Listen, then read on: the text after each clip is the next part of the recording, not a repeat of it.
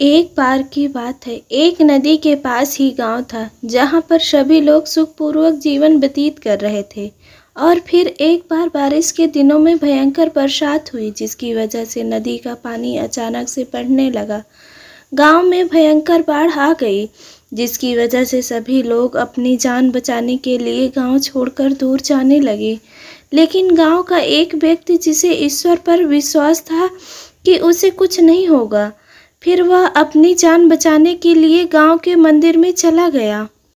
लेकिन भयंकर बारिश और नदी के बाढ़ के चलते पानी बढ़ता ही जा रहा था, जिससे कुछ लोग गांव वालों की जान बचाने की तलाश में मंदिर में आए और उस व्यक्ति से साथ चलने को कहा। लेकिन उस व्यक्ति ने साथ जाने से इनकार कर दिया और कहा कि वह ईश्वर की शरण में है, उसे कुछ नहीं होगा।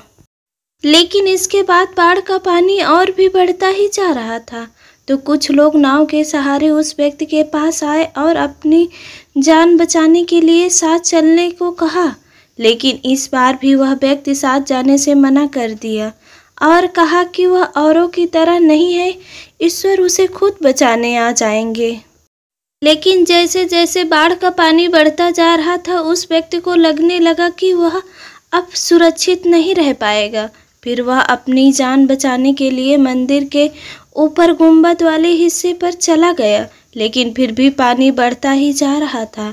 तो फिर कुछ लोग हेलीकॉप्टर से बाढ़ में फंसे लोगों की मदद करने आए और हेलीकॉप्टर के जरिए नीचे रस्सी लटका दिए और उस व्यक्ति से बोले कि अपनी जान बचाने के लिए रस्सी पकड़कर ऊपर आ जाओ, वह अपनी जान बचा लो।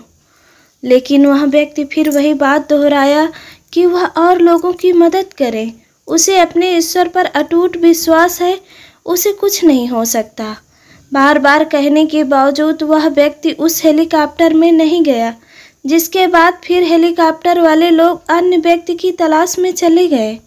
समय बीतता गया और पानी बढ़ता ही जा रहा था, जिस पर उस व्यक्ति को लगने लगा कि अब उसकी जान बच नहीं सकती। फिर अपने स्थिति पर रोते हुए ईश्वर से प्रार्थना करने लगा, हे ईश्वर, मैंने सारे जीवन आपकी पूजा पाठ में बिताया, पूरे जीवन भर सत्य की राह पर चला, फिर भी आप हमें नहीं बचाने आए। जिसके बाद उसके अंतर मन से ईश्वर की आवाज़ सुनाई दी, ऐ इंसान, मैं तो तुम्हारी जान बचाने के लिए अलग अलग रूपों में 3 बार आया, लेकिन तुमने उन तीनों अवसरों को यूं ही गंवा दिया। अब तुम्हें इन अवसरों की पहचान नहीं है तो तुम्हारा कुछ नहीं हो सकता। इसमें ईश्वर की कोई गलती नहीं है। यह बात सुनकर उस व्यक्ति को बहुत ही पछतावा हुआ। वह ईश्वर के भरोसे मदद की आस में बैठा रहा और ईश्वर ने उसे हर संभव बचाने का अवसर भी दिया। फिर भी वह इन अवसरों को पहचान नहीं पाया, जिसके बाद उसे अपनी गलती का एहसास हो चुका था और वह मन ही मन पछता रहा था। फिर कुछ समय बाद हेलीकॉप्टर वाले बचाव दल फिर से वहां आए और इस बार वह व्यक्ति उनके साथ तुरंत चल दिया और इस प्रकार उसने जान भी बचा लिया।